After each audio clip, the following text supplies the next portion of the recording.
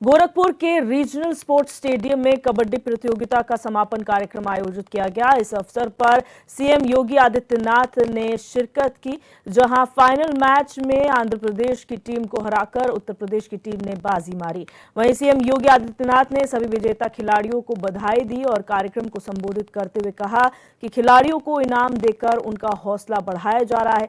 उन्होंने कहा कि युवा खेल को अपना हिस्सा बनाएं और जो खेलेगा वही आगे बढ़ेगा। साथ ही समापन कार्यक्रम में खेल मंत्री गिरीश चंद यादव भी मौजूद रहे। उत्तर प्रदेश बनाम आंध्र प्रदेश का ये फाइनल मुकाबला वास्तव में खेल हम सबको न केवल खेलने के लिए बल्कि फलने और आगे बढ़ने के लिए भी एक नई प्रेरणा प्रदान करता है। याद रखना, प्रधानमंत्री जी ने यही बात कही थी कि जो खेलेगा वही खिलेगा और जो खेलेगा वही फलेगा भी और वही बढ़ेगा भी। और इसी को प्रोत्साहित करने के लिए उन्होंने देश के अंदर अनेक खेल कार्यक्रमों को आयोजित और उसके प्रोत्साहन के लिए कार्यक्रम चलाए। खेलो इंडिया खेलो का कार्यक्रम रहा हो, फिट इंडिया मूवमेंट का कार्यक्रम रहा हो, सांसद खेलकूद प्रतियोगिता का कार्यक्रम हो, या फिर हर जनपद स्तर पर साई के सेंटर स्थापित करके स्पोर्ट्स से जुड़े हुए भारत सरकार के सेंटर स्थापित करके खेल और खेल गतिविधियों को आगे बढ़ाने, खिलाड़ियों को प्रोत्साहित करने के लिए किए जाने वाले कार्यक्रम जहां पूरी प्रतिबद्धता के साथ आगे बढ़े हैं, वहीं राज्य के अंदर भी खेल और खिलाड़ियों के लिए खेल गतिविधियों को प्रोत्साहित करने के लिए उसके बुनियादी आधारभूत सुविधाओं के लिए खेल का मैदान, मिनी स्टेडियम और आज की वैश्विक प्रतिस्पर्धा के अनुरूप इंफ्रास्ट्रक्चर दे सके, इसके लिए कार्यक्रम युद्ध स्तर पर आगे बढ़ रहे हैं। खेल विभाग हो या युवा कल्याण विभाग, निजी खेल संस्थाएं हो, उन सभी को प्रोत्साहित करने के लिए कार्यक्रम आगे बढ़ाए जा रहे हैं। और मुझे प्रसन्नता है कि उत्तर प्रदेश खेल विभाग गांव से लेकर के प्रदेश स्तर तक के प्रत्येक खेल की प्रतियोगिता को आगे बढ़ाने के लिए अब ग्रामीण लीग खेल प्रतियोगिता को आगे बढ़ाने का कार्य कर रहा है। हम विधानसभा स्तर पर विधायक खेलकूद प्रतियोगिता को भी प्रोत्साहित करेंगे। मैं सभी माननीय विधायकों से इस बात का आह्वान करूंगा कि अपने अपने विधानसभा क्षेत्र के अंदर अलग अलग खेलों से जुड़े हुए खिलाड़ियों के लिए प्रतियोगिता का आयोजन करें। ग्राम पंचायत स्तर पर, न्याय पंचायत स्तर पर, ब्लॉक खंड स्तर पर, विधानसभा स्तर पर, और फिर वही जब जनपद स्तर पर हो वही सांसद खेलकूद प्रतियोगिता में परिवर्तित हो जाए।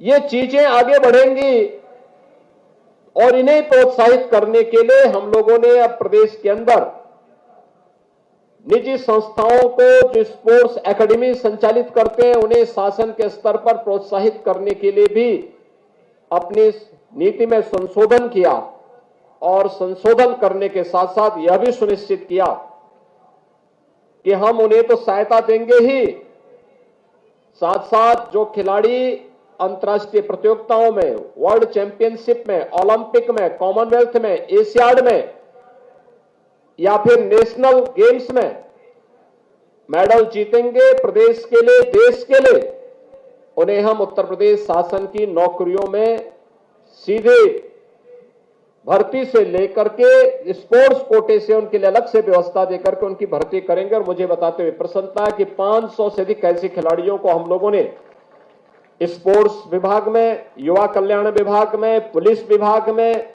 परिवहन विभाग में, अन्य तमाम विभागों में लेकर के उनके कैरियर के प्रति उन्हें आश्वस्त किया है। इसके साथ ही प्रदेश के अंदर खेल और खेलकूद की गतिविधियों को आगे बढ़ाने के लिए भी, चाहे वह ओलंपिक की प्रतियोगिता हो, स्वर्ण पदक पर एकल गेम में 6 करोड़ रुपए, रजत पदक पर 4 करोड़ रुपए और कांस्य पदक पर 2 करोड़ रुपए की राशि, टीम गेम में स्वर्ण पदक पर 3 करोड़, रजत पदक पर 2 करोड़ और कांस्य पदक पर 1 करोड़ रुपए और एशियन गेम्स में भी 3 करोड़, 1.5 करोड़ 75 लाख रुपए की सहायता हम लोग उपलब्ध करा रहे हैं। कॉमनवेल्थ गेम्स में भी स्वर्ण पदक पर 1.5 करोड़, रजत पर 75 लाख और कांस्य पदक पर 50 लाख रुपए की सहायता उपलब्ध करवाने के साथ ही विश्व चैंपियनशिप में भी स्वर्ण पदक पर 1.5 करोड़, रजत पदक पर 75 लाख, कांस्य पदक पर 50 लाख रुपए और प्रतिभागी खिलाड़ियों को 10-10 लाख रुपए की सहायता ओलंपिक में,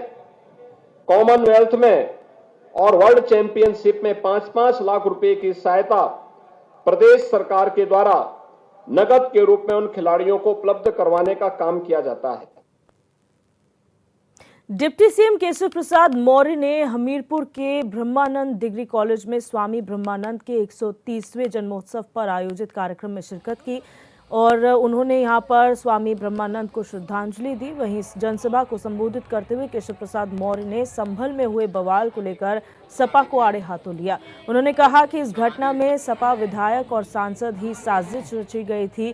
वहीं राहुल गांधी के जायजा लेने के संभल पहुंचने को लेकर डिप्टी सीएम ने कहा कि राहुल गांधी ड्रामा कर रहे हैं। पहले सपा पार्टी ने ड्रामा किया था, अब कांग्रेस पार्टी ड्रामा करने संभल पहुंचना चाहती है।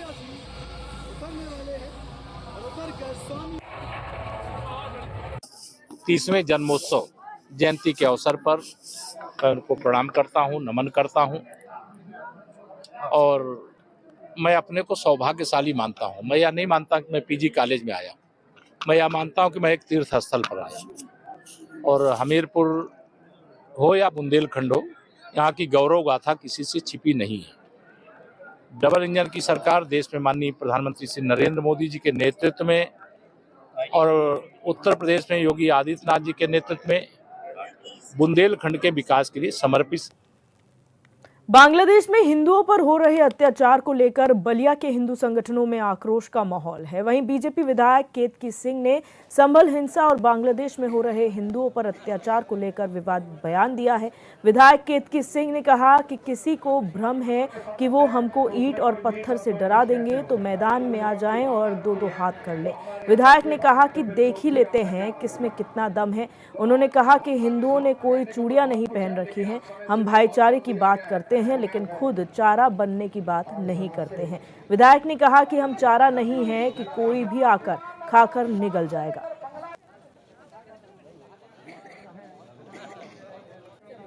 सरकार को इस बात के लिए चेतावनी दें कि हिंदुओं पर हो रहे अत्याचार को तत्काल रूप से वहां से बंद कराया जाए, हिंदुओं को सुरक्षा प्रदान की जाए और वहां पे जो हमारे मठाधीश इस्कॉन टेम्पल के पकड़े गए, जिनको जेल में डाला गया है, उनको छोड़ा जाए। ये हमारी प्रमुख मांग है। अगर इस तरह की नहीं होती है तो फिर आगे स्टैंड क्या होगा भारत का? भारत का स्टैंड साफ है। पूरे विश्व में कहीं भी अगर कोई हिंदू है और उसके ऊपर अत्याचार हो रहा है तो पूरा भारतीय जनता पार्टी का संगठन उसके साथ खड़ा है, हमारी सरकार उसके साथ खड़ी है, उसकी लड़ाई हम लड़ेंगे। तो क्या जिस तरीके से हिंदुओं के ऊपर बांग्लादेश में अत्याचार, उन्हें मारा जा रहा है, तो क्या मुसलमानों के भी साथ अगर ये चीज नहीं सिलसिला रुका तो क्या मुसलमानों के लिए भी कोई ठोस कदम उठाई जाएगी? देखिए, मुझे ये तो नहीं पता कि मुसलमानों के साथ क्या होगा क्या नहीं होगा, परंतु मुझे ये जरूर पता है कि हिंदुओं ने चूड़ियां नहीं पहन रखी। हम भाईचारे की बात करते हैं, खुद चारा बनने की बात नहीं करते हैं। हम चारा नहीं है कि आके कोई खा के निकल जाएगा। वो जमाने लद गए कि जब हिंदुओं पे अत्याचार होता था और सरकार कंबल तान के सोई रहती थी। आज की सरकार ऐसी है कि घुस के मारेगी और कहाँ मारेगी ये पता भी नहीं चलता। पिछले दिनों हम लोगों ने बड़ी संख्या में सदस्यता किया, उसके बाद सक्रिय सदस्यता का कार्यक्रम हम लोग का आगे बढ़ा है। अब हमारी नीचे से लेकर ऊपर तक की जो इकाई है, बूथ समिति से लेके हमारा मंडल, उसके आगे जिला, ये सभी प्रकार के जो संगठन के हम लोगों के स्तर हैं, वो सभी स्तरों के चुनाव होंगे। उसी संबंध में आज हमारे जो भी मंडलों के चुनाव अधिकारीगण हैं, मंडल अध्यक्षगण हैं, जिले के पदाधिकारीगण के साथ हमारे जो जिले के चुनाव अधिकारी हैं, काशी प्रांत के पूर्व अध्यक्ष हमारे महेश श्रीवास्तव जी, आज उनकी उपस्थिति में यहाँ बैठक हुई है। खबर अमरोहा से है, जहां सपा विधायक समरपाल ने संभल में पाकिस्तानी कारतूस बरामद होने को लेकर बीजेपी पर निशाना साधा है। उन्होंने कहा कि संभल में पाकिस्तानी कारतूस मिलने से केंद्र सरकार की कमजोरी दरसती है। और आपको बता दें कि यहां पर यह बयान जो है वो अमरोहा में दिया गया है, जहां डिप्टी सीएम केशव प्रसाद मौर्य पर भी उन्होंने हमला बोला है। और यूपी में कोई इमरजेंसी नहीं लागू है, ये उन्होंने अपने बयान में कहा है।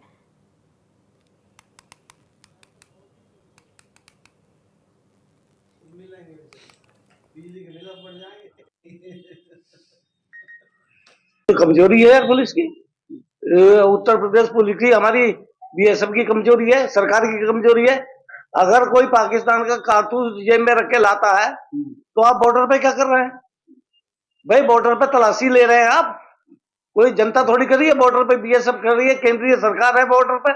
अगर एक भी कारतूस, एक भी असला पाकिस्तान से आता है तो हमारे बॉर्डर सिक्योरिटी फोर्स की कमजोरी है, हमारे केंद्रीय सरकार की कमजोरी है।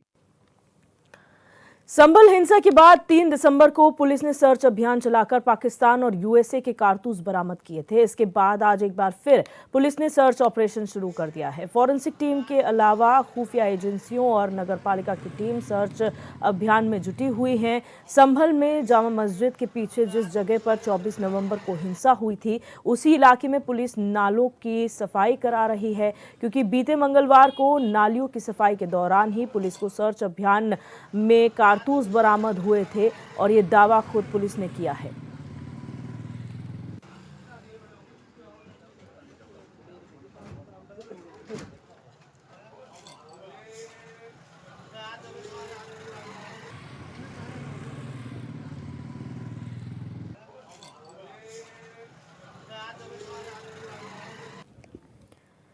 वहीं संभल में जहां एक और मस्जिद विवाद को लेकर प्रशासन सख्त नजर आ रहा है, तो वहीं चंदौसी कोतवाली इलाके में अवैध दुकानों पर बुलडोजर गरज रहा है, जिसके चलते करीब दर्जन भर दुकानें बुलडोजर से गिराई गई। एसडीएम नीतू ने बताया कि चंदौसी में अवैध अतिक्रमण पर चल रही कार्रवाई को मस्जिद विवाद के चलते कुछ दिनों के लिए रोक दिया गया था, लेकिन अब फिर से इसे शुरू किया गया है।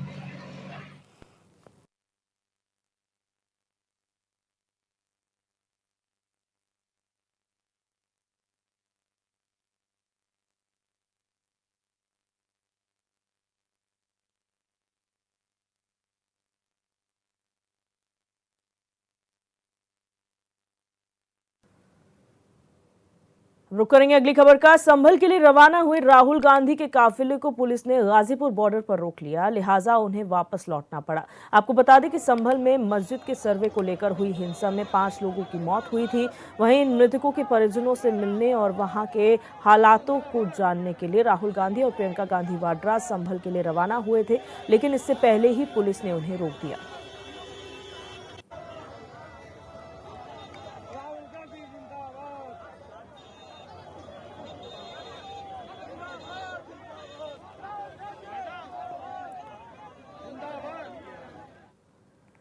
बांग्लादेश में हिंदुओं पर हो रहे अत्याचारों के खिलाफ कानपुर में संतों ने प्रदर्शन का ऐलान किया है। ये प्रदर्शन आगामी 10 दिसंबर को बड़े चौराहे पर आयोजित किया जाएगा। इसमें कानपुर के अलग अलग मठ मंदिरों के महंत और साधु संत हिस्सा लेंगे और उसके बाद राष्ट्रपति के नाम ज्ञापन सौंपा जाएगा।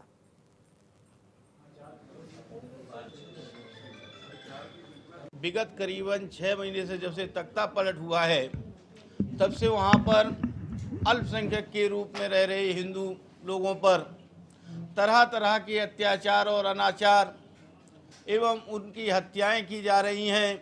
घरों में घुस घुस कर माँ बहनों के साथ में उनके अंग भंग किए जा रहे हैं, उनको जबरन मार दिया जा रहा है, जला दिया जा रहा है। आदमी अपने किवाड़ बंद करके भी हिंदू सुरक्षित नहीं है। इस पोजीशन में अगर कोई आतंकवादी के बारे में बात होती है तो सर्वोच्च न्यायालय में मानव अधिकार के लिए बहुत सी संस्थाएं विश्व की खड़ी हो जाती हैं, परंतु आज हिंदू जनमानस के साथ में हो रहे अत्याचार अनाचारों के लिए विश्व की सारी ही जो मानव अधिकार के संगठन हैं, उन्होंने अपनी थ्योरी बदल दी। व्यापारिक प्रतिष्ठानों को 4 घंटों के लिए बंद करके विभिन्न क्षेत्रों से कला, शिक्षा, संगीत, साहित्य, धर्म, अध्यात्म, न्याय, मीमांसा, कर्मकांड, कृषि, दर्शन, पत्रकारिता, उद्यम अथवा न्याय की व्यवस्था में लगे हुए और धार्मिक आध्यात्मिक मठ मंदिर के ट्रस्टियों, पुजारियों, महंतों, आचार्यों, भक्तों, राष्ट्रवादी लोगों को आह्वान करता हूं कि भारी संख्या में आइए। लगभग 10,000 की संख्या हम लोगों ने तय की है। अच्छा हो कि आप लोग 50,000 कर दें और भारत सरकार के माध्यम से दुनिया भर को हम ये बताना चाहते हैं कि हिंदू अभी कमज़ोर नहीं हुआ है और जिस तरीके से अमानवीय घटना बांग्लादेश में हिंदुओं के साथ लगातार पिछले 6 महीने से हो रही है, उसके विरोध में हम लोग कानपुर जनपद में बांग्लादेशी हिंदू रक्षा संघर्ष समिति के नीचे हम लोग आह्वान करते हैं कि आप भले ही अपना बैनर ले आइए, अपने प्रतिष्ठान का, अपने व्यापारिक संगठनों का, अपने न्यायिक संगठनों का, अपने शैक्षणिक संगठनों का, अपने मठ मंदिरों का बैनर ले। खबर कानपुर से है, जहां केस्को कंपनी ने अपने बकायेदार उपभोक्ताओं से भुगतान कराने के लिए ओटीएस योजना को लॉन्च किया है। केस्को एमडी सैमुअल पॉल ने बताया कि 15 दिसंबर से 31 जनवरी तक विशेष छूट के साथ 3 चरणों में ओटीएस योजना चलेगी। घरेलू उपभोक्ता, निजी संस्थान उपभोक्ता समेत सभी उपभोक्ता पीडी बकाया राशि का भुगतान एकमुश्त या किश्तों में कर लाभ पा सकते हैं। केस्को एमडी ने अपील की है कि उपभोक्ताओं को ऑफिस के चक्कर लगाने की जरूरत नहीं है, वो घर बैठे ही 1912 पर कॉल कर समस्या, शिकायत और योजना का लाभ ले सकते हैं। ये चरण में आएंगे, मान लीजिए एक मुश्त भुगतान करने में पब्लिसिटी चाहते हैं कि 15 तारीख 16/1/2025 से 31/1/2025 तक। इसमें जैसे अलग अलग फेसेस में है, सबसे पहले फेस में आपको ज़्यादा छूट मिलेगा। इसमें अलग अलग श्रेणी का कर्मचारी को चिन्हित किया गया है।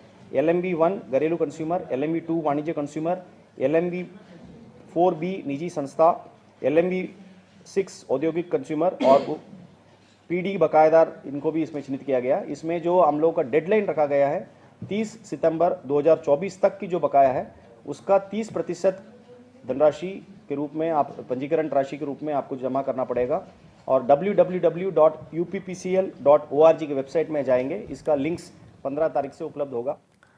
एटा जिले के अलीगंज बिजली केंद्र पर तैनात बिजली विभाग के जेई को एंटी करप्शन टीम ने 30,000 की रिश्वत लेते हुए रंगे हाथों गिरफ्तार किया है। पीड़ित की शिकायत पर एंटी करप्शन अलीगढ़ परिक्षेत्र प्रभारी देवेंद्र सिंह ने अपनी टीम के साथ ये कार्रवाई की है। आपको बता दें कि जेई अर्जुन कुमार ने 5 किलोवाट के बिजली कनेक्शन के लिए पीड़ित से 60,000 रुपए की रिश्वत मांगी थी, जिस पर पीड़ित पहले ही 10,000 रुपए दे चुका था और 30,000 देना बाकी था, जिससे टीम ने रंगे हाथों गिरफ्तार कर लिया है। जेई साहब ने मुझसे 60,000 रुपए की रिश्वत मांगी थी, इसमें वो 50,000 रुपये माने थे। तो मैंने इसकी शिकायत एंटी करप्शन से की। उस टीम ने मुझको 30,000 रुपये दिए। मैंने तो 30,000 रुपये मैंने जेई साहब को दिए कल शाम को। तो एंटी करप्शन ने रंगे हाथों उनको दबोच लिया कल। तो कहाँ से गिरफ्तारी की है? गिरफ्तारी बिजलीघर से की है सर। बिजलीघर से की थी जी। नाम क्या था जेई का? जेई साहब अर्जुन कुमार। अर्जुन कुमार जी। अब बात करेंगे शामली से खबर की, जहां चेकिंग कर रही एसओजी और थाना भवन पुलिस के साथ बदमाशों की मुठभेड़ हो गई। इस दौरान बदमाशों ने पुलिस पर फायरिंग की, वहीं जवाबी फायरिंग में 2 बदमाशों के पैर पर गोली लग गई। वहीं मौके से पुलिस ने 4 बदमाशों को गिरफ्तार कर लिया और उनके कब्जे से 2 तमंचे, कारतूस, जेवर और नकदी बरामद की है और आगे की कार्रवाई शुरू कर दी गई है। सर, जो कुछ लोग गए हैं कि हमें उनको अंदेशा हो रहा है कि आपसे ही रिलेटेड, आपकी चोरी से रिलेटेड ये अभियुक्त हैं। जब हमारे द्वारा जो उनके द्वारा गाड़ी बताई गई थी कि इस गाड़ी से ये लोग जा रहे हैं, उस गाड़ी को फॉलो किया गया तो उन्होंने पुलिस की गाड़ी देख के जो है और रफ्तार पकड़ी।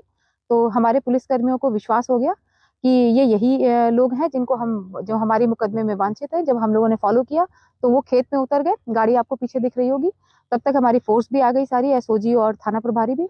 तो इसमें वही अभियुक्त निकले जो हमारे चोरी में वांछित चल रहे थे। जिसमें मुठभेड़ हुई, उन्होंने भी हमारे ऊपर फायरिंग करने की कोशिश करी, जिसमें मुठभेड़ में 2 अभियुक्त जो हैं वो घायल हुए हैं और 2 अभियुक्त जो है मौके से जो है हमने अरेस्ट किया। कन्नौज में डीआईओएस पर रिश्वत लेकर बोर्ड परीक्षा के लिए परीक्षा केंद्र बनाने का आरोप लगाया है। सदर तहसील के हैबतपुर कटरा स्थित बीएस इंटर कॉलेज की प्रबंधक सरिता अग्निहोत्री ने ये आरोप लगाया है। उन्होंने बताया कि रिश्वत न देने पर उनके स्कूल का सेंटर निरस्त किया गया है। प्रबंधक ने डीएम से मामले में दोबारा जांच कराने और डीआईओएस पर कार्रवाई की मांग उठाई है। साथ ही सेंटर न बनाए जाने पर धरना प्रदर्शन की चेतावनी दी है।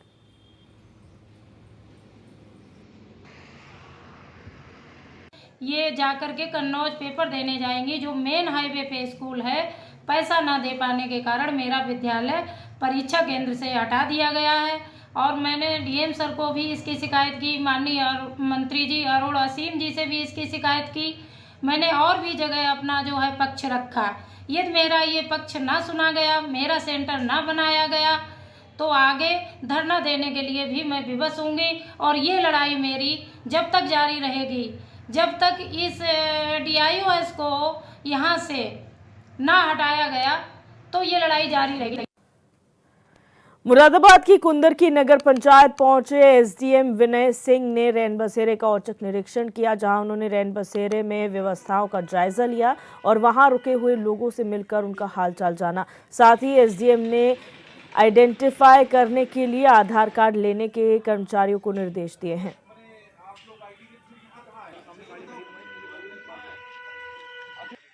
संभल में जिलाधिकारी के आदेश से 10 तारीख तक बाहर से आने वाले लोगों पर प्रतिबंध लगा हुआ है।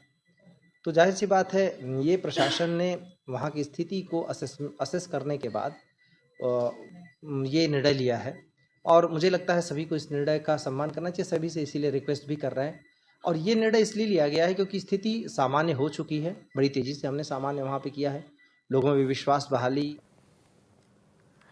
अमरोहा में डीएम ने हसनपुर तहसील क्षेत्र के अलीपुर शर्की में प्राथमिक विद्यालय और आंगनबाड़ी केंद्र का निरीक्षण किया। निरीक्षण के दौरान प्राथमिक विद्यालय में व्यवस्थाएं तो दुरुस्त मिली, लेकिन आंगनबाड़ी केंद्र में बच्चों को पुष्ट आहार नहीं दिया जा रहा था, लिहाजा उन्होंने जांच के आदेश दिए हैं।